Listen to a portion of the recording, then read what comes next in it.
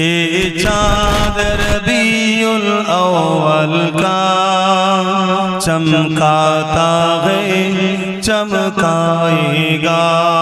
ए चाँद रबीउल अव्वल का चमकाता है चमकाएगा।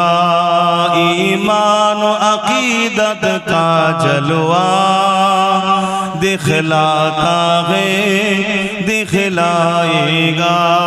ये चाँद रबीउल अव्वल का चमकाता है चमकाएगा।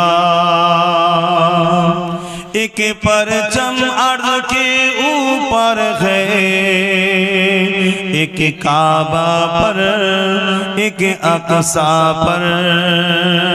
एक परचम अर्श के ऊपर है, एक काबा पर एक अक़सा पर।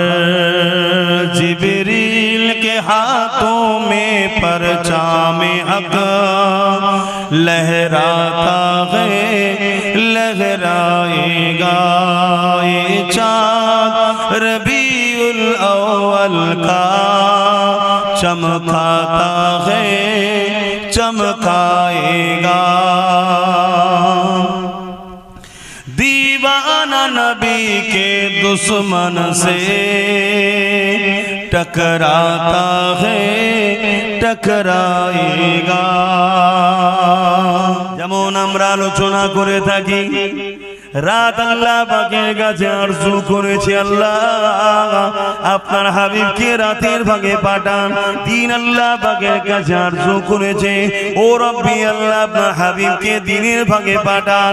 আল্লাহ পাক উভয়ের মনের বাসনাকে কবুল করে রাতের কিছু অংশ দিনের কিছু অংশ শবে সাদেকের সময় আমার নবীকে পাঠিয়েছিলেন।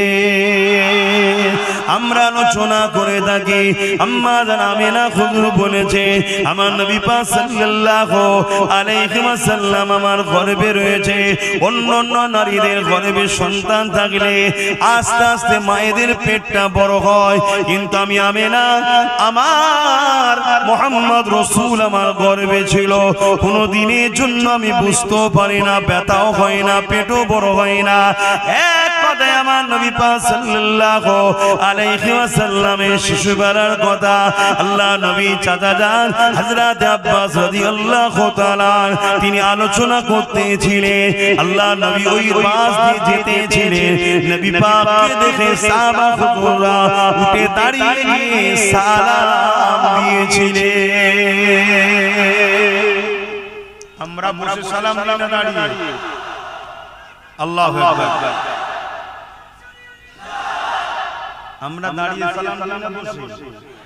কেন সাহাবা হুজুররা দিয়েছে তাই দিই। কিন্তু কেউ বসে সালাম দিলে তাদের সঙ্গে ঝগড়া করবে, কেন এটা মহব্বতের ব্যাপার, আদবের ব্যাপার। এখানে বাড়াবাড়ি জুলুম করা উচিত হবে না, কেন জুলুম করা আবার শরীয়তে নিষেধ আছে। এমন জওয়ান তরুণেরা বাপেরা, এমন নবী পাকের প্রেমিকেরা আল্লাহ নবী সাহাবাদিওকে বলতে লাগলেন, তোমরা শুধু মজলিসে উপস্থিত হয়েছো তা নয়, আমি রাসূলুল্লাহকে আল্লাহ পাক দেখাতে লেগেছে তোমাদের এই মজলিসে অগণিত আল্লাহর রহমতের ফেরেশতা আসা শুরু করে দিয়েছে। এ বাবা সাহাবারা মনে রেখে দিও, আমি রাসূলুল্লাহ আমার মাওলুদের আলোচনা করছো, আমার আগমনের আলোচনা করছো, তোমাদের আলোচনার পরে আল্লাহ খুশি হয়ে গেছে, রহমতের ফেরেশতা আসা শুরু হয়েছে।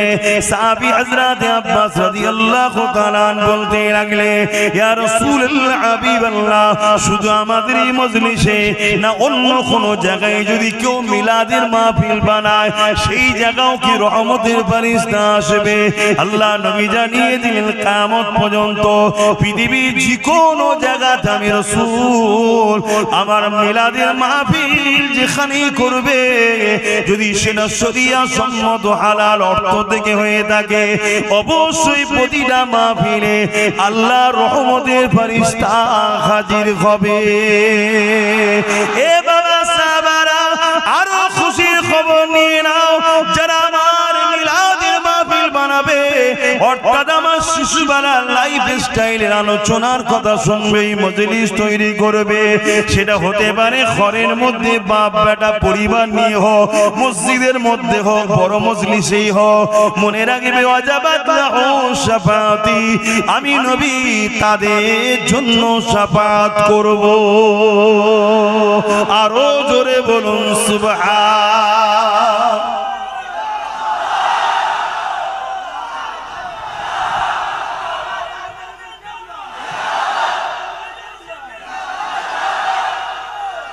আল্লাহু আকবার। জিনিসটাকে আমাদের বড় ছোট মনে হলো, কিন্তু এর গুরুত্ব অনেক বেশি। কেন? ব্যক্তিটাকে খুব ভালো করে বোঝেন। এখন কোন বাড়িতে, এই যে বাড়ি রবিউল আউয়াল গ্রামে বড় করে হয়, আলহামদুলিল্লাহ ভালো কথা, মসজিদে হয় ভালো কথা। আমার তো মনে হয় প্রতিটা বাড়িতে বাড়িওয়ালারা যদি চায় রহমতের ফেরেশতা আসুক আজকে আমার বাড়ি, প্রতিটা বাড়িতে বাড়িওয়ালা তার মাকে নিয়ে, বাপকে নিয়ে, ভাইকে নিয়ে, বোনেদের নিয়ে, পরিবার নিয়ে, বাচ্চা নিয়ে, অর্থাৎ ওই পরিবারে যতজন সদস্য আছে, যে যার ঘরের মধ্যে সুন্দর করে সাজিয়ে আতর গোলাপ ছড়িয়ে কিছু তাবারুক কিনে, সেটা মিষ্টি হতে পারে, যার যেটা পছন্দ, কি ওই দিন স্পেশাল করে একটা বিরিয়ানিও রান্না করলেন, খাবেন আপনি নিয়তের জন্য, তাবারুক হবে, নেকিও হবে। জোরে বলুন সুবহানাল্লাহ। হ্যাঁ, আমি যে কথাগুলো বলছি কিন্তু দায়িত্ব নিয়ে পাওয়ারের সাথে বলছি। ওই দু তিনজন মেহমানকে নিয়ে, মুরিদকে নিয়ে ঘরের মধ্যে ঢুকে কথা বলছি না, মাইকে কথা বলছি। কথা শুনছেন তো নাকি? হ্যাঁ, আমি পুরো পাওয়ারের সাথে বলছি।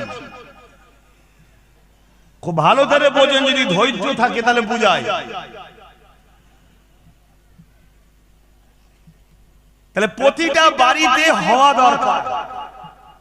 কিছু লাইট লাগালেন ওই দিনটা স্পেশাল করে, প্রতি বছরে বাচ্চা কোনো বড় হচ্ছে, আব্বা এই দিনটাই শুধু লাইট লাগাও, অন্য দিন লাগাও না কেন? বাপ বলে, বাবা এই দিনে আমাদের নবী এসেছিল। বাচ্চা জানছে, বাচ্চাকে জানানো হচ্ছে। সেই ওল্ড মডেল নিয়ে চললে হবে, সবকিছুকে তোমাকে মাইন্ডে আনতে হবে। তোমার লক্ষ্য দেখা দরকার, যেমন করে হোক আমার বাচ্চার দিলে হুজুরের প্রেমটাকে ভরবো, এটা হচ্ছে আমার ডিউটি। আল্লাহ নবী বলেছেন প্রত্যেকটা বাপ মাকে তিনটে শিক্ষা সন্তানকে দিতেই হবে, না কিয়ামত দিন ধরা পড়বে। নাম্বার 1 নবীর প্রেম ও আদব, নাম্বার 2 আহলে রাসূলদের প্রেম ও আদব, নাম্বার 3 কোরআনের শিক্ষা। এখন কারো মাথায় যদি ঢুকে যায় যে 3 নম্বরে কোরআন বললেন কেন? ভাই আমি বলার কে? আমার নবী বলেছেন। নবীর থেকে যদি আপনি বেশি পণ্ডিত হন তাহলে সমালোচনা করুন, জবাব দিবার জায়গায় জবাব দেবেন। তাহলে নাম্বার 1 নবীর প্রেম ও আদব, এই শিক্ষা বাচ্চাদের অন্তরে বাপকে দিতেই হবে। তাহলে আপনি ঘরটাকে সাজালেন, কিছু ওই লাইট করলেন, কিছু চুমকি লাইট বেরিয়েছে লাগালেন, যে যার বাড়িতে করলেন, পুরো গ্রাম সেজে উঠলো, বাচ্চা বাচ্চা ছেলেরা ঘুরছে, কি ব্যাপার, আজকে কি হয়েছে? প্রতি বছরে হচ্ছে, ওর ব্রেনে ঢুকছে এই দিনটা আমার হুজুরের আগমনের দিন, এই দিনটা আমার হুজুর এসেছিল, যার জন্য ইনসাফ পেয়েছি, যার জন্য ইনসানিয়ত পেয়েছি, যার জন্য আমি মানুষ হয়েছি, যার জন্য দুপায়ে পশু ছিল সেই পশুদের থেকে আমরা মানুষত্ব পেয়েছি, যার জন্য ইনসাফ হয়েছে, যার জন্য ন্যায় প্রতিষ্ঠিত হয়েছে, যার জন্য নিজের স্রষ্টা আল্লাহকে সিজদা করি, গায়রুল্লাহকে করিনি, যার জন্য আল্লাহ পেয়েছি, তিনি এই দিনে এসেছিলেন। জোরে বলুন সুবহানাল্লাহ। এই মেসেজ আমাদের নতুন প্রজন্ম বাচ্চাদের হৃদয়ে ঢুকানো দরকার আছে না? জলসা তো হবে, সারা বছর হচ্ছে, সারা বছর নবীর ছোটবেলার আলোচনা হবে, সিরাতুন নবী হবে, মেরাজুন নবী হবে, নূরুন নবী হবে, শাফাতুন নবী হবে, হায়াতুন, সব আলোচনায় হবে। আপনার বাড়িটাতে হচ্ছে কবে? আপনার বাড়িতে আপনি কবে করবেন? আপনার মুখে দাঁড়িয়ে নেই, প্যান্ট শার্ট পরেন, ওই দিনে আপনি মাথায় টুপিতে পায়জামা পাঞ্জাবি যা আছে আপনি পরে বসুন না, আপনার লেবাসটা খারাপ। কিন্তু এমন একটা হাসির আলোচনা শুরু করেছেন, হতে পারে আপনার বাড়ির মেসেজ ফারিস্তার মাধ্যমে যেতে যেতে যেতে যেতে একদিন নিগায়ে কারাম হবে, পর্দা উঠে যাবে, আপনি দিদার পাবেন, জান্নাতি হয়ে যাবেন। জোরে বলুন সুবহানাল্লাহ। আরো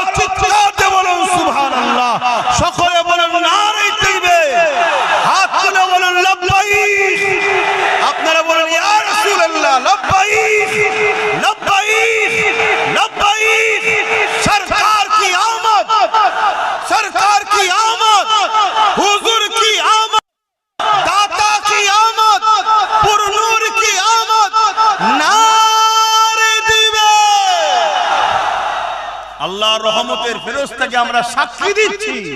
হাত তোলাটা কি আর কি মনে করবেন না?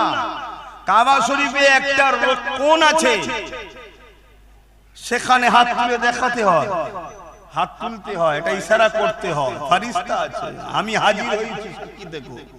আমি আর কি করছি না আপনাদের কাছে বসে। আপনারা হালকা বয়সের ছেলে, জীবনে প্রচুর ভুল করেছি আমরা, সবাই ভুল করেছি, আপনাদের সবার থেকে বেশি পাবি আমি, কিন্তু কোনদিনের জন্য আমি ভাবিনি জাহান্নামে যাব। আমি জানি জান্নাতে যাব ইনশাআল্লাহ। কেন? একটাই কারণে, আমি আল্লাহর বন্ধুর উম্মত। আমি যদি জান্নাত না যাই, নবীর উম্মত হয়ে যদি জান্নাতে না যেতে পারে, যাবে না। কিন্তু তুমি নবীর উম্মত দাবি করে নবীর মিলাদের বিরোধী করলে, তাহলে কেমন উম্মত? কথা বুঝছেন তো নাকি? আমি আবার বলছি, মিলাদ বাংলাতে কি বলে? জন্ম, তাই তো নাকি? আল্লাহর জন্ম হয়েছে, জোরে বলে। তাহলে মিলাদ তো করে আমরা প্রমাণ করে দিচ্ছি যে নবীর মিলাদ করে আমরা প্রমাণ করছি নবী আল্লাহ নয়। আল্লাহ যদি হতো মিলাদ হতো না, কেন? আল্লাহর তো জন্ম নাই। নবীর মিলাদ করে শিরকের জড়কে কেটে দিয়ে প্রমাণ করছি নবী হলো আল্লাহর বান্দা। জোরে বলুন সুবহানাল্লাহ। আল্লাহ তো লাম ইয়ালিদ ওয়া লাম ইউলাদ, না उससे कोई पैदा हुई है ना किसी से मेरे रब पैदा है। আমার আল্লাহর কোনো শুরুও নাই, শেষও নাই। জোরে বলুন সুবহানাল্লাহ। তাহলে এই মিলাদ প্রতিটা বাড়িতে হবে তো নাকি? ছোট করলে 5 জন আছে, 5 জনের মধ্যে বিরিয়ানি রান্না করেন, ঘরে তো আনন্দ করে খান রে বাবা, সববারই খান, কুটুম এলে খান, সব বেলায় ভালো মন্দ হয়। তো হুজুরের আগমনের দিনে করবেন না কেন? কিন্তু শুকরিয়া আদায় করা দরকার যে মালিক তুমি আমাকে, আপনি আমাকে এমন একটা নবীর উম্মত করেছো যে নবীর উম্মত হওয়ার জন্য ইব্রাহিম খলিল থেকে শুরু করে, মুসা নবী থেকে শুরু করে, ঈসা নবী থেকে শুরু করে সবাই বলতো আল্লাহ আমাকে নবী করে দিন, শুকর আলহামদুলিল্লাহ। তবে নবী না করে যদি মুহাম্মদ রাসূলের উম্মত করতেন আরো খুশি হতাম। জোরে বলুন সুবহানাল্লাহ। সেই নবীর উম্মত করেছে। আর শরিয়াতে কোনো নিষেধ নাই, তবে মনে রাখবেন আল্লাহ নবী যে কোনো হারাম করার দিয়ে দিয়েছে, ওই হারাম যুক্ত কোনো কাজ যেন জড়িয়ে না যায়। হারাম খাদ্য খেয়ে আনন্দ করাকে শরিয়াতে ইজাজত দেয় না, হারাম জিনিসকে মিলাওয়াট করে দিয়ে শরিয়াতে ইজাজত দেয় না।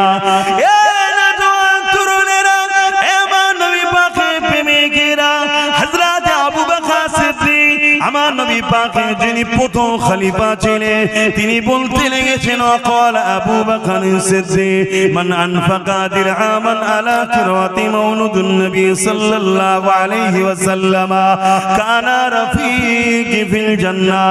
যারা আমার রাসূলুল্লাহর মিলাদ মাহফিল হবে, ওই মাহফিলে কেউ যদি 1 দিরহাম দান করে, আমি আবু বকর জানিয়ে দিলাম তারা জান্নাতি আমার বন্ধু হবে। আরো জোরে বলুন সুবহান। এ নবীর গোলামেরা, এ আমার নবী পাকের দিবানারা, আল্লাহ আমার নবীকে কি নিয়ামত করেছে, ওই নিয়ামতের চর্চা করো, ওই নিয়ামতে আল্লাহ শুকরিয়া আনন্দ করো। আম্মা জান আমিনা বলতে লেগেছে আমার দুনিয়া জমিনে কোন নারী যখন সন্তান জন্ম দেয়, ওই সন্তান নিয়ে মা বলে আমার একটা কন্যা সন্তান হয়েছে বা আমার একটা পুত্র সন্তান হয়েছে, কিন্তু আম্মা আমিনা বলে আমি একটা নূর জন্ম দিয়েছি, অর্থাৎ আমার গর্ভ থেকে একটা নূর এসেছে। নূরের ওয়েট বোঝা যায়? নূর মানে জ্যোতি, আলো, ওয়েট বোঝা যায়? তাহলে আমাদের মায়েরা কি বলেছে, আমি যখন হয়েছিলাম আমার মা বলেছে আমার পুত্র সন্তান হয়েছে, তারপর আমার বোন যখন হলো আমার মা বলেছে আমার কন্যা সন্তান হয়েছে। আপনাদেরও বলে, কিন্তু আম্মা আমেনা বলছেন আমার গর্ভ থেকে একটা নূর দুনিয়া এসেছে। জোরে বলুন সুবহানাল্লাহ।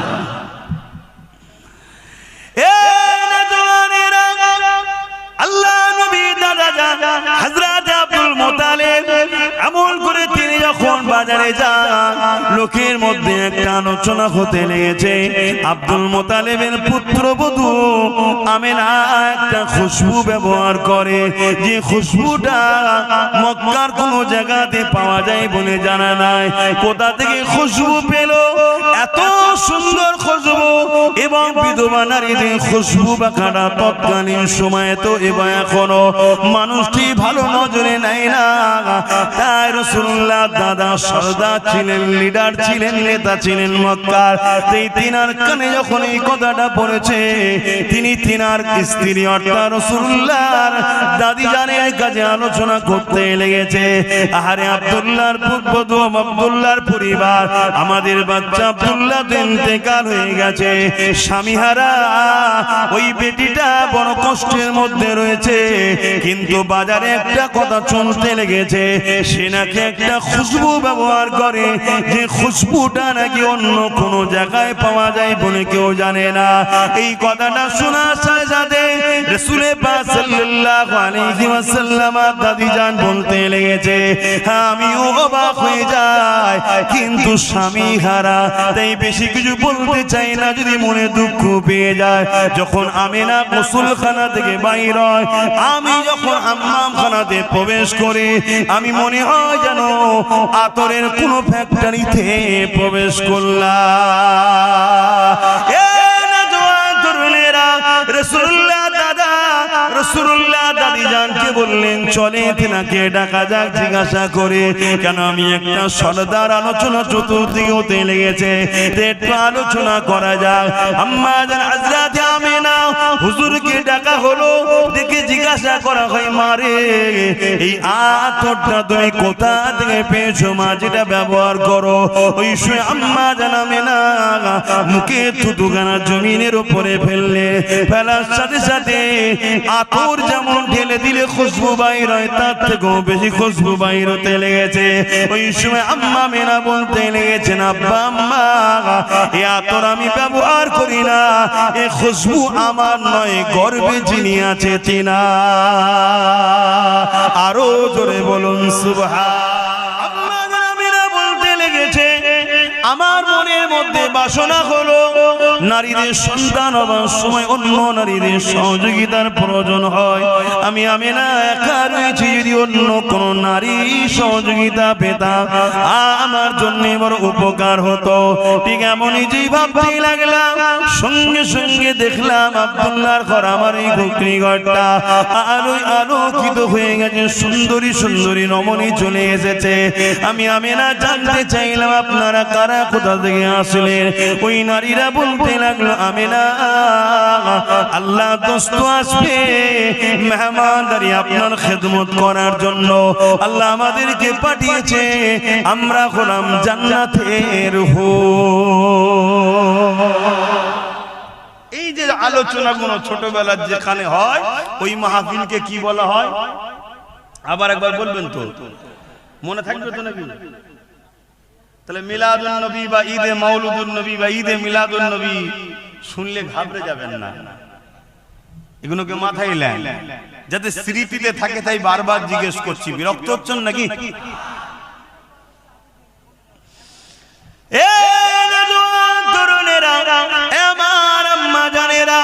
আল্লাহ নবীর আম্মা জান বলতে লেগেছে, আমি যখন কোন কুয়া ধারে যেতাম পানি উঠাবার জন্য, যখন দেখলাম এই কুয়া ধারে গিয়ে পানিটা তোলার জন্য আগে যেতে লাগলাম, গায়েবী আমার কানে আওয়াজ আসতো, আসসালাতু আসসালামু আলাইকা ইয়া রাসূলুল্লাহ হাবিবাল্লাহ। আমি বড় চমকে যেতাম, প্রথম এই আওয়াজ কোথা থেকে আসছে, কি ব্যাপার, কোথা থেকে আসছে, আমি ঘাবড়ে যেতাম। আমি যখন কুয়ার দিকে খেয়াল করে দেখতাম, খেয়াল করতাম, কুয়ার পানির ভেতর থেকে এই সালামের আওয়াজ আসতে লেগেছে। এই যুবকেরা, তরুণেরা, আল্লাহ নবীর আম্মা জান বলতে লেগেছে, আমি যখন রাস্তা দিয়ে যেতাম, পাথর আমাকে সালাম দিত, কিন্তু এই বলে আসসালাতু আসসালামু আলাইকা রাসূলুল্লাহ, আমি অবাক হয়ে যেতাম, গা সালাম দিত। আর নবী পাকের হাদিস পাকের মধ্যে রয়েছে, আল্লাহ নবী সাহাবারা বলতে লেগেছে, আমি রাসূলুল্লাহর সঙ্গে যখন আমরা সফরে যেতাম, প্রতিটা গাছ পাথর এমন করে পাহাড় পর্যন্ত আমার নবীকে সালাম দিতে থাকতো। এই যুবকেরা, তরুণেরা, আম্মা জানাবেনা পানি কি করে তুলবে চিন্তা করতে লেগেছে। কেন দেখবেন কুয়ার পানি থেকে উপরে একটা ওয়াল ঘিরা থাকে যাতে মানুষ না পড়ে যায়, তাই চিন্তা করতে লেগেছে আমার মোহাম্মদ পেটে রয়েছে, যদি চাপ লেগে বাচ্চা কষ্ট পায় পানি রশি ধরে তুলতে হবে, এই চিন্তা করতে লেগেছে। ঠিক তেমনই সময় আম্মা আমিনা বলতে লেগেছে, পানি ভূমিকম্পে যেমন ফুলতে থাকে, ওই কুয়ার পানিটা কানা পরিমাণ এসে গেল এবং আওয়াজ দিতে লেগেছে, আমিনা আসতে লাগবে না, হুকুম করলে ঘরে পৌঁছে যাব। আরো জোরে বলুন সুবহান। মনে রাখবেন আমার নবী পাকের কাছে একদিন বাজারে একটা ইহুদি ছেলে এসে হাজির হয়ে গেছে। মন দিয়ে শোনেন, একটু অন্য সাইডে চলে গেলাম, আবার ফিরে আসবো মিলাদের দিকে সময় যদি থাকে, কেননা যুব সমাজ সামনে বেশি রয়েছে, 100-র মধ্যে 95টা যুবক। তরুণেরা, লাইন যদি ঠিক জায়গায় কানেকশন থাকে, কারেন্ট যদি এখনো নাও আসে, মেনটা পড়ে আছে তো কি হয়েছে, তার যদি ঠিক কানেকশন থাকে, যখন মেন সেন্টার থেকে উঠানো হবে অবশ্যই আপনার হৃদয়ের বাতিটা জ্বলে যাবে। কিন্তু কানেকশন যদি বিচ্ছিন্ন থাকে, সব জায়গায় বাতি জ্বলবে, আপনার বাতি কিন্তু জ্বলবে না। তাই কানেকশন হুজুরের সঙ্গে ঠিক রাখেন।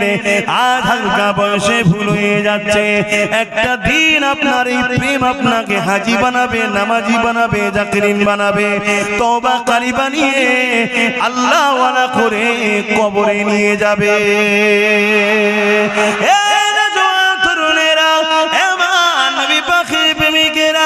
আল্লাহ নবী মদিনার বাজারে ভ্রমণ করে ঘুরতে লেগেছে। এক ইহুদি যুবক ছেলে আমার নবী পাককে দূর থেকে দেখতে লেগেছে।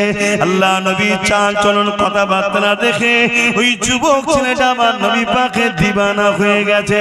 এবং সেই ছেলেটা গিয়ে এসে আল্লাহ নবীকে বলতে লাগলেন, ইয়া রাসূলুল্লাহ, হাবিবাল্লাহ, আমি আপনার খেদমতে থাকতে চাই, আপনি কি আমাকে আপনার খেদমতে থাকার পারমিশন দেবেন? কিন্তু শর্ত একটা, আমার বাপ হলো ইহুদি ধর্মের বড় আলেম, আলেম মানে জাননেওয়ালা, পণ্ডিত মানুষ, তার ছেলে আমি কিন্তু ইসলাম কবুল করতে পারবো না, আমি ইহুদি হালেই থাকবো। আল্লাহর নবী মুচকে এসে বললেন, ঠিক আছে, ইজাজত দিলাম। নবী পাকের সঙ্গে থাকে, যেখানে যায় উঠা বসা করতে করতে 7 বছর কেটে গেছে। ক বছর? 7 বছর। একদিন আল্লাহর নবী বেরিয়েছে, আর বাচ্চাটাকে দেখতে পাচ্ছেন, সেই যুবকটা আর আসেন, ছেলেটা। আল্লাহর নবী সাহাবাকে জিজ্ঞেস, একদিন শুনে গায়েব হয়ে, সঙ্গে সঙ্গে নবী জিজ্ঞেস করেছেন, পুরো পৃথিবী কুল কায়নাতে পুরো পৃথিবীর উম্মতকে বাঁচাতে নবী এসেছে, এত বড় দায়িত্ব, একদিন আসেনি। নবী বলছে, সেই ছেলেটা কোথায় গেল? সাহাবা হুজুর খবর দিলেন, হুজুর সে বড় বিমারে, অসুস্থতায় আসতে পারে না। আল্লাহ নবী সঙ্গে সঙ্গে যুবকটার বাড়িতে চলে গেল। তরুণেরা, কেউ যদি বিমারে পড়ে, বিশেষ করে আপনার প্রতিবেশী, সে যদি অমুসলিম হয়, তার সঙ্গে ভালো ব্যবহার দেখাও, তার খোঁজ খবর নাও, তার পাশে দাঁড়াও, তাকে সৎ পরামর্শ দাও। এটা আমার নবী পাকের সুন্নতের স্বভাব হবে। এ না জওয়ান তরুণেরা, আল্লাহ নবী ইহুদি ছেলেটাকে চলে গেল। ইয়ার পরে ইহুদি বাচ্চার মাথাটায় হাত দিল, যুবকটার মাথায় হাত দিল। দিবার সাথে সাথে নবী পাক হাতটাকে টেনে নিলেন, নিবার পরে বলতে লাগলেন, বাবা ছেলে, 7 বছর ধরে তুমি আমায় ভালোবেসে আমার সাথে ঘুরেছো, যেখানে আমি গেছি সফরে তুমি গেছো, কোনো দিনের জন্য আমার উল্টা বাজা চাল চলন কথাবার্তায় মানবতার বিরুদ্ধে, ইনসাফের বিরুদ্ধে, ইনসানিয়াতের বিরুদ্ধে কখনো দেখেছো? বা আমি তোমাকে কখনো কোনো জিনিস কি চাপিয়ে দিয়েছি তুমি দেখেছো? ছেলেটা বলছে না। আল্লাহ নবী বলছে, বাবা আজ একটা বড় তোমার কাছে কথা বলবো, তুমি আমাকে একটা শুধু কথা শোনো। তুমি আমায় ভালোবাসো যেমন আমি রাসূলও তোমায় ভালোবাসি, জোরে বলুন সুবহানাল্লাহ। কিন্তু আমার একটা কথা শোনো, শুধু একবার দিল থেকে মেনে নাও, লা ইলাহা ইল্লাল্লাহু মুহাম্মাদুর রাসূলুল্লাহ। ওই ছেলেটা লা ইলাহা ইল্লাল্লাহটা মানে মুহাম্মদ রাসূলুল্লাহটা মানতো না। ইহুদিরা তো মানে লা ইলাহা ইল্লাল্লাহ, কথা বুঝছেন তো নাকি? হ্যাঁ, মুহাম্মদ রাসূলুল্লাহটা মানতো না। তার বাপ মাথার উপরে দাঁড়িয়ে আছে, মাও দাঁড়িয়ে আছে। বাবা তুমি একবার পড়ে নাও, আমি রাসূল জামিনদার হচ্ছি, তোমাকে আল্লাহ জান্নাত নিয়ে যাওয়া পর্যন্ত আমার দায়িত্ব। জোরে বলুন সুবহানাল্লাহ। আল্লাহ নবীর এই কথাটা শোনার সাথে সাথে ছেলেটা মায়ের দিকে বাপের দিকে দেখতে লেগেছে। বাপ সঙ্গে সঙ্গে বলতে লেগেছে, বাবা ছেলে, 7 বছর ধরে জিনার সাথে ছিলি, তেনাকে কি এখনো চিনতে পারলি না? আমি এক মুহূর্তে চিনে ফেলেছি বাবা, আর দেরি করিস না বাবা, পড়ে নে লা ইলাহা ইল্লাল্লাহু মুহাম্মাদুর রাসূলুল্লাহ। তাওরাত গাওয়া দিচ্ছে, ইনজিল গাওয়া দিচ্ছে, ইনি অবশ্যই আখেরি নবী, আমি আমার কিতাব দ্বারা প্রমাণ পেয়ে গেছি। বাবা কলেমা পড়ে নে বাবা। ছেলেটা যে কলেমা পড়লো, ইন্না লিল্লাহি ওয়া ইন্না ইলাইহি রাজিউন, ইন্তেকাল হয়ে গেল। সঙ্গে ইন্তেকাল হয়ে গেল। এখন বলো তো যুবক, এই ছেলেটা কি নামাজ পড়েছে, রোজা হজ করেছে, যাকাত দিয়েছে, দান খায়রাত করেছে? কোনো সময়ই তো পায়নি, শুধু কলমা পড়েছে আর সঙ্গে সঙ্গে ইন্তেকাল করেছে। এই যুবকটার এখন মর্যাদা কত? কস পাকের থেকে বড় না কম? বলো বলো বলো, সাহস করে বলো। গৌস পাক সমস্ত ওলিদের বাদশা যিনি, তিনার থেকেও বড়। আর হ্যাঁ না না বলবেন তো? খাজা হুজুরের থেকে, দাদা হুজুরের থেকে কেন? তাহলে কোন জিনিস ইনাকে এত বড় করলো? বলো বলো বলো। নামাজ 100% বলে যাচ্ছি, পড়তেই হবে, কোনো গুঞ্জাইশ নাই ছেড়ে দিবা। রোজা রাখতেই হবে, হজ করতেই হবে, কিন্তু এগুলো করে তুমি যদি মনে করো আমি জান্নাতে যাব, তাহলে আমার আফসোস।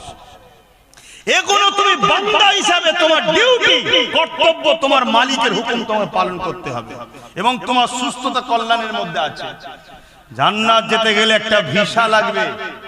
সৌদি আরবে যেতে গেলে ভিসা লাগে না? লাগে না?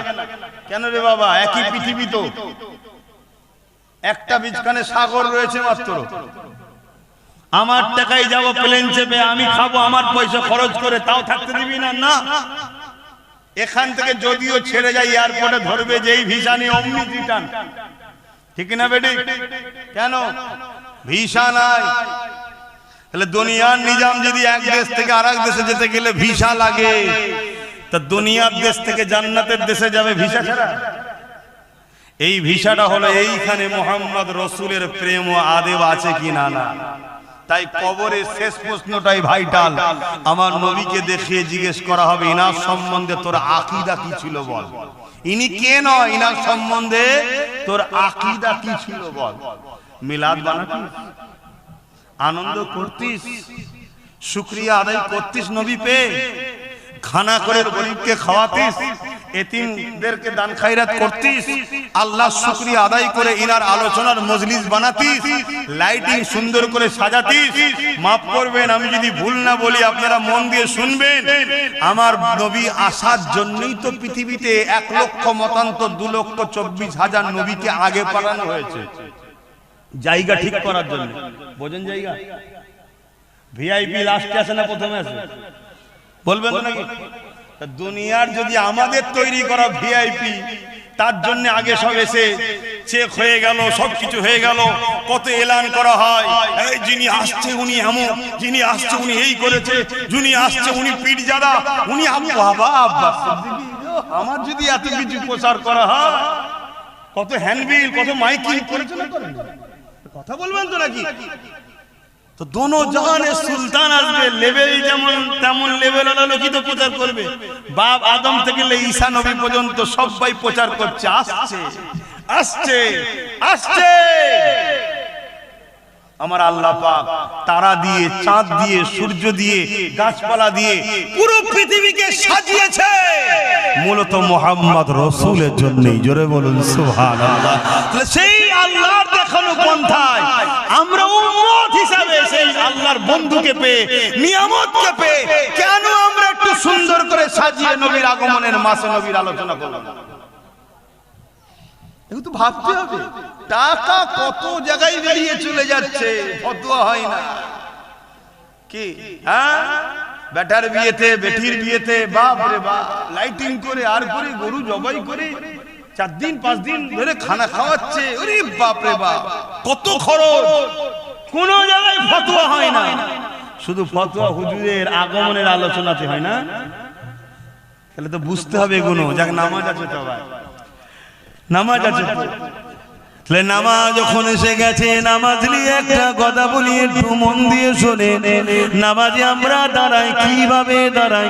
জায়গা পাক হতে হবে, কেবলা মুখী হতে হবে, তাই তো না? নিয়ত করতে হবে, তাহরিমা বানতে হবে, সূরা ফাতিহা পড়তে হবে, সূরা মিলাতে হবে, রুকুতে যেতে হবে। সুবহান রাব্বিল আযীম, সুবহান রাব্বিল আযীম, সুবহান রাব্বিল আযীম সব থেকে কম 3 বার পড়তেই হবে। আবার সোজা হয়ে দাঁড়ালেন, আবার সিজদায় চলে গেলেন, সুবহান রাব্বিল আলা, সুবহান রাব্বিল আলা, সুবহান রাব্বিল আলা। আবার কিয়ামে দাঁড়িয়ে গেলেন, সূরা ফাতিহা পড়লেন, সূরা মিলালেন, আবার রুকুতে, আবার দাঁড়িয়ে, আবার সিজদাতে, সুবহান রাব্বিল আলা 3 বার পড়লেন। 2 রাকাত নামাজ হলে সালামে বসে গেলেন, 4 রাকাত হলে আবার উঠে দাঁড়াতে হবে। 2 রাকাতে যখন আপনি বসে গেছেন, এবারে আপনি নিয়ত করছেন, আল্লাহ রুকু আপনাকে দিলাম, সিজদা আপনাকে দিলাম, কিরাত আপনার জন্য পড়লাম, আল্লাহ সূরা মিলালাম আপনার জন্য, ব্যবসা কাজে ছিলাম ছেড়ে দিয়ে দাঁড়িয়ে নামাজ আপনার জন্য পড়লাম, আল্লাহ পাক খানা খাওয়া ছেড়ে দিয়ে নামাজ আপনার জন্য পড়লাম। এই নামাজ শুধু আপনার জন্য। আল্লাহ বৈঠকে বসে আছেন, সালাম ফিরবে। এ যুবকেরা কবুল হবে কি হবে না জানি না, তাই তো নাকি? হ্যাঁ কি না, খিদে পেয়ে গেছে? আল্লাহ আওয়াজ দিয়ে দিলেন, বান্দারে, ওরে আমার বান্দিরে, তুই কি চাস? আমাকে যে রুকু দিলি, আমাকে যে সিজদা দিলি, আমার জন্য যে তাসবিহ পড়লি, আমি আল্লাহ তোর রুকুর মুখাপেক্ষী নয়, তোর সিজদার মুখাপেক্ষী আমি আল্লাহ নয়। আব্বা যদি সিজদা না দেয়, আব্বাসের কপাল ফাটবে, আল্লাহ মুখাপেক্ষী নয়। আমি যদি সেজদা দিই, আমার নসিব বড় যে আল্লাহ আমাকে সেজদা দেওয়ার তৌফিক দিয়েছে, তাই তো নাকি গো? তো তুই কি চাস কবুল হোক? অবশ্যই আল্লাহ চায় নামাজটা কবুল করে নেন, রুকু সিজদা কবুল করে নেন। আল্লাহ পাক জানিয়ে দিলেন, সালাম ফিরবার আগে আমার বন্ধুকে সালাম দিয়ে দে। পর আসসালামু আলাইকা আইয়ুহান নবী। আচ্ছা না না, التحيات لله والصلوات الطيبات السلام علينا التحيات لله والصلوات الطيبات السلام عليك أيها النبي। আচ্ছা না না, বলবেন দেখি না। ও আল্লাহ, নামাজ তো আপনার জন্য, এখানে গায়ের কে কেন আনছেন? নামাজ তো শুধু আপনার জন্য, আপনার জন্য, সিজদা আপনার জন্য, তাসবিহ আপনার জন্য। বুঝছো তো নাকি যুবকরা? কি গো বুঝছো তো? এখানে গায়ের অন্যজনকে কেন নিয়ে আসলেন? নামাজ শুধু আপনার জন্য। আপনি তো বলেছেন লোক দেখানো হলে চলবে না, শুধু আপনার জন্য। তাহলে এখানে মোহাম্মদ রসুলকে কেন সালামটা দিতে বলছেন? হে আমার বাংলা বান্দিরে, মোহাম্মদ রসুল যদি আমার গায়ের হতো, পর হতো, তাহলে সালাম দিতে বলতাম না। সালাম দিয়ে তোকে বুঝিয়ে দিলাম মোহাম্মদ রসুল আমার পর নয়, আপন। আর এই সালামের সাদকাতে আমি আল্লাহ তোর নামাজটা কবুল করে নেব। নামাজ পড়ার আগে নবী চিনা দরকার আছে না নাই?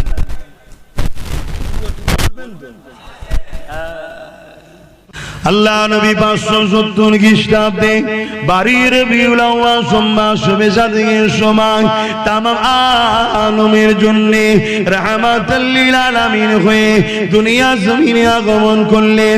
আব্বা আব্দুল্লাহ আম্মা আমিনার ঘরে তাসলিম নিয়ে আসলেন। এ যুবকেরা, তরুণেরা, আমার নবী পাক আস্তে আস্তে বড় হতে লাগলেন। 40 বছর বয়স হয়ে গেল। কাবা শরীফের পাশে একটা উঁচু জায়গাতে দাঁড়ালেন। প্রতিবেশী কে ডাক দিতে লাগলে, এ আমার মাতৃভূমির মানুষেরা, এ আমার প্রতিবেশীর মানুষেরা, এদিকে আসেন, এদিকে আসেন। সবাই আমার রাসূলুল্লাহ ডাকে সাড়া দিল। আল্লাহ নবী তাদেরকে লক্ষ্য করে আরো একটা উঁচু পাহাড়ের দিকে লক্ষ্য করে বললেন। পরের দিনে আল্লাহ নবী আবার কাবা শরীফের সামনে দাঁড়ালেন। প্রতিবেশী এলাকাকে ডাকতে লাগলেন, কিন্তু এর মধ্যে খবরটা আবু জেহেলের কাছে চলে গেল। আবু জেহেল দেখতে লাগলো মোহাম্মদ রসুলকে যদি রুকা না যায়, আমার ধর্মের দোকানগুলো বন্ধ হয়ে যাবে। আমি মানুষের যে প্রভু সেজে বসে আছি, মানুষের যে খোদা সেজে বসে আছে, মানুষকে যে কৃতদাস দাসী বানিয়েছে, মানুষকে যে আমার গোলাম বানিয়ে রেখেছে, এখনো বন্ধ হয়ে যাবে। এই মুহাম্মাদের এই দাওয়াতটা বন্ধ করতে হবে। এ যুবকেরা, তরুণেরা, বাপেরা, যুগে যুগে যুগে ইসলামের বিরোধী কারা করেছে মন দিয়ে একটু শোনেন। আজও কারা করছে একটু মন দিয়ে শোনে, সব উত্তর পেয়ে যাবে। এ যুবকেরা আল্লাহ নবীকে তাই আবু জেহেল রুকার জন্য ওই ভিড়ের মধ্যে ঢুকে গেল। আল্লাহ নবী প্রথম দিনের নাই যেমনই বলল, লা ইলাহা ইল্লাল্লাহ আনা মুহাম্মাদুর রাসূলুল্লাহ। এ আমার প্রতিবেশী, তোমাদের রব হলো একজন, তিনি হলেন আল্লাহ। তিনাকে কেউ দেখেনি, তিনার কাল্পনিক ছবি তোমরা কি করে তৈরি করলে? তিনি তো এক, দ্বিতীয় কেউ নয়। তিনি এক রব, এক মালিক, এক প্রভু। তিনি জমিন আসমানের একমাত্র মালিক। এই কথা যখনই রাসূলুল্লাহ বললেন, ওই সময় আবু জেহেল আগিয়ে এসে আমার নবীর গায়ে পর্যন্ত হাত তুলে দিল। সমাজের উপকার কোনটা সেটা ভাবতে হবে। আমার নবী সাল্লাল্লাহু আলাইহি ওয়াসাল্লাম এই জন্য তিনি সংগঠন তৈরি করে এ যুবকেরা, তরুণেরা বাইতুল মাল ফান্ড তৈরি করলে, ওখানে মালকে সংগঠিত করলে, যাকাত গুলোকে সংগঠিত করলে, ধনী সাহাবাদের মাল নিয়ে সংগঠিত করলে, গরিব মানুষদেরকে খাওয়াতে লাগলে। এ যুবকেরা, তরুণেরা, বাপেরা, আল্লাহ নবী তাই দুনিয়ার মানুষকে বলে দিলে, তোমরা অন্যায় বিরোধী করো, ন্যায়ের পক্ষে থাকো, তোমরা গরিবের সাথ দাও, মুসলিমের বিরোধী করো, তোমরা মিথ্যার বিরোধী করো, সত্যের সাথ দাও। যদি জালিম মুসলমান হয়, ওই মুসলমানের সাথ দিলে হবে না। মুসলিম যদি অমুসলিম হয়, তারও পাশে তোমরা দাঁড়াও। কেন জালিমের সঙ্গে ইসলামের কোনো সম্পর্ক থাকতে পারে না। জুলুম মিটাবার নাম ইসলাম। তুমি মুসলমান দাবি করতে পারো, তুমি যখন জুলুম করছো এই কাজটা ইসলামের বিরোধী, তাই তোমার উপরে আমি সাথ দিতে পারি না। আর যার উপরে জুলুম করছো ও হলো মুসলিম, ও হলো অসহায়, হতে পারে সে অন্য ধর্মের, তার পাশে দাঁড়ানোটা এটা হলো আমার রাসূলুল্লাহর সুন্নাহ। এ যুবকেরা, তরুণেরা, মক্কার মানুষের জন্য আল্লাহ নবী কথা বলেছিল, একটাও তো কেউ আল্লাহ ছিল না, ইসলামের ছিল না, কিন্তু আবু জেহেলের বিরুদ্ধে এই অসহায় মানুষগুলোর জন্য আল্লাহ নবী কথা বলেছিল। যারা কেউ আমার রাসূলুল্লাহ ছিল না গো, যারা কেউ আল্লাহকে মানত না, তারাও 360টা খোদা মানত, তারাও আগুনের উপাসনা করত, তারাও সূর্যের উপাসনা করত, বিভিন্ন জিনিসকে তারা মানত। আল্লাহ নবী তাদের পাশে দাঁড়িয়ে আবু জেহেলের বিরুদ্ধে কথা বলেছে, হে আবু জেহেল গরিবদেরকে মেরো না, হে আবু জেহেল কৃতদাস দাসী রাখাল বানিয়ে রেখো না, হে আবু জেহেল বেলালকে আজাদ করে দাও, হে আবু জেহেল এটা করো না ওটা করো না। হে যুবকেরা, তরুণীরা, বাপেরা, আমার নবী পাকের জানে দুশমন আবু জেহেল হয়ে গেল। এই আজকের দিনে আমি উলামা, আমি পীরজাদা, আমি পীর সাহেব, আমাকে কথা বলতে হবে আমার মানুষ্য জাতির জন্য। আমার দেশের কে হিন্দু, কে আদিবাসী, কে সাঁওতাল, কে মুসলমান, কে কোন ধর্মের, আমি আমার জাতিকে নামাজ, রোজা, হজ, যাকাতের কথা শিখাবো। পাশাপাশি এটাও বলবো জুলুম করো না, আর আমার জাতির উপরে কেউ জুলুম করলে তারও বিরুদ্ধে যেমন বলবো, অন্য ধর্মের গরিবের উপরে জুলুম করলে ওই গরিবের পাশে দাঁড়িয়ে ওই জালিমের বিরুদ্ধে বলবো। তবেই তো আমি প্রকৃত 100% নবীর উম্মাত হতে পারলাম।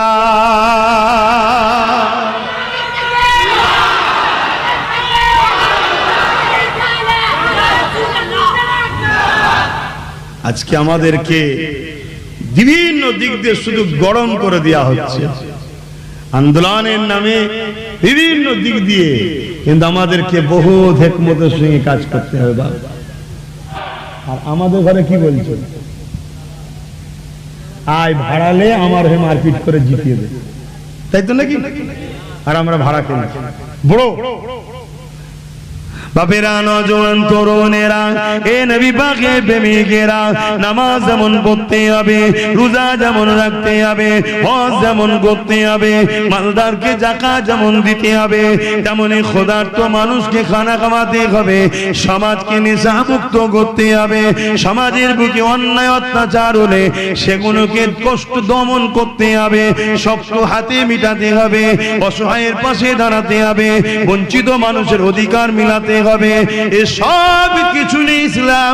তাই তো আল্লাহ কোরআনের মধ্যে জানিয়ে দিলে, লাকাদ কানা লাকুম ফি রাসূলিল্লাহি উসওয়াতুন হাসানা। এ দুনিয়ার মানুষেরা, আমি তোমাদের জন্য আমার রাসূলুল্লাহকে মডেল করে পাঠিয়েছি। তোমরা নামাজ পড়বে, আমার নবীকে দেখো, রোজা রাখবে, আমার নবীকে দেখো, হজ করবে, আমার নবীকে দেখো কেমন করে দান করবে, আমার নবীকে দেখো রোজা রাখবে, আমার নবীকে দেখো। আর সংসারের বেলায় আমার নবীকে ছেড়ে দাও, ব্যবসার বেলায় আমার নবীকে ছেড়ে দাও। এটা বলেছে। তোমরা রাজনীতি করবে, আমার নবীকে বাদ দিয়ে সুদখোর, ঘুষখোর, মাতাল, চরিত্রহীন, সমাজ বিরোধীকে দেখে রাজনীতি করো। তাহলে আমরা সেটাই তো করছি। আল্লাহ নবী জানিয়ে দিলে, এবার উম্মতেরা, তোমরা কুরাইশের নেতৃত্ব মানবে, কিয়ামত পর্যন্ত কুরাইশের ঝান্ডা তলায় থাকবে। কেন? কুরাইশের উপরে আল্লাহর বরকত থাকে। ইমানদার কুরাইশের সাথ তোমরা দিয়ে দিও। এ যুবকেরা, তরুণীরা, বাপেরা, এই মনে রাখবেন, ইমানদার কুরাইশ যে হবে, হজ হাউসে মদ থাকলেও বার করবে। আর সর্বধর্মের মানুষের বিরুদ্ধে যে আজকে গণতন্ত্র সংবিধানকে মিটাবার প্ল্যান চলছে, তারও বিরুদ্ধে গিয়ে কেস করবে। এ যুবকেরা, তরুণেরা, বাপেরা, আল্লাহ নবী তাই জানিয়ে দিলে, আমার আল্লাহ পাক তাই কোরআনে জানিয়ে দিলে, তোমার সমাজনীতি আমার নবীকে দেখে করো, তোমার ধর্মনীতি আমার নবীকে দেখো, তোমার অর্থনীতি আমার নবীকে দেখো, তোমার এডুকেশন নীতি আমার নবীকে দেখো, তোমার সম্প্রীতি নীতি, মানব বন্ধন নীতি আমার নবীকে দেখো, হাত তাকে তোমার রাষ্ট্রনীতি ও রাজনীতি এটা আমার রাসূলুল্লাহ থেকে করো। এ যুবকেরা, তরুণেরা, এই যে বর্ডারে বর্ডারে মিলিটারি আছে, বিএসএফ আছে, এই বিএসএফ দিতে হয়, বর্ডারে যে দাঁড় করাতে হয়, এটা ১৫০০ বছর আগে ছিল না গো। আমার মুহাম্মদ রাসূল মদিনার রাষ্ট্র তৈরি করে মদিনার বর্ডারে বর্ডারে পাহারা নিযুক্ত করে দিল। নবী বিশ্বকে শিখিয়ে দিল রাষ্ট্রের নিরাপদের জন্য বিএসএফ দাঁড় করা।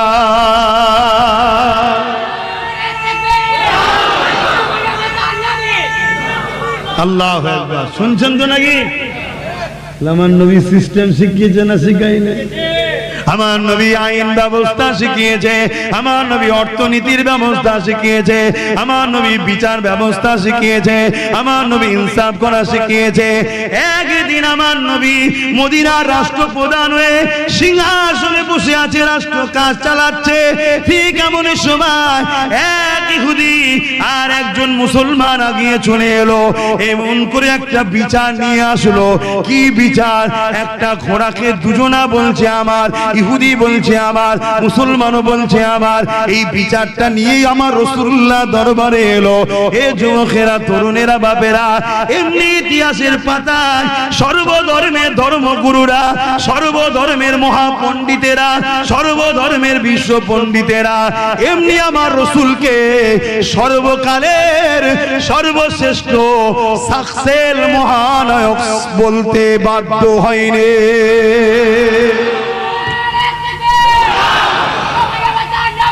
জিন্দাবাদ।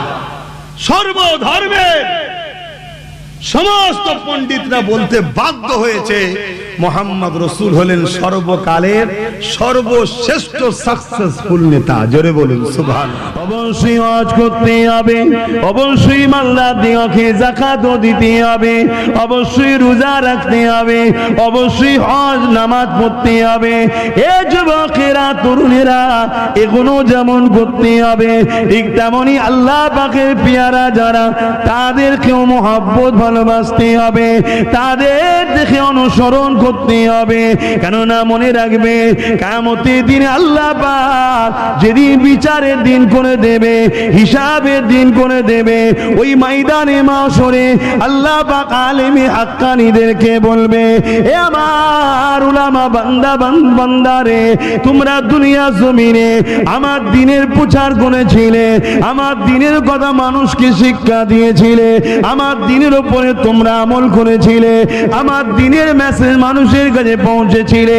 এই মেসেজ পৌঁছাতে গিয়ে দুনিয়া তোমাদের পিছনে অনেক সমালোচনা করেছে, এই মেসেজ পৌঁছাতে গিয়ে দুনিয়া তোমাদেরকে অনেক কষ্ট দিয়েছে, জুলুম করেছে।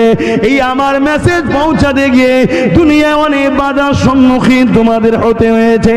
তথাপিও তোমরা দুনিয়ার কোনো পাওয়ারকে ভয় না করে, দুনিয়ার কোনো বাধাকে ভয় না করে, দুনিয়ার কোনো কিছুকে পাওয়া না করে, আমি আল্লাহ আমার খুশির জন্য আমার দিন এলেম দিয়েছিলাম, এলেম অনুযায়ী জীবন যাপন করেছো এবং এলেমের মেসেজ দুনিয়ার মানুষকে দিয়েছো। এ আমার আলেম বান্দারা, আজকের কঠিন দিনে ময়দানে মাশরেতে কেন তোমরা অপেক্ষা করতেছো?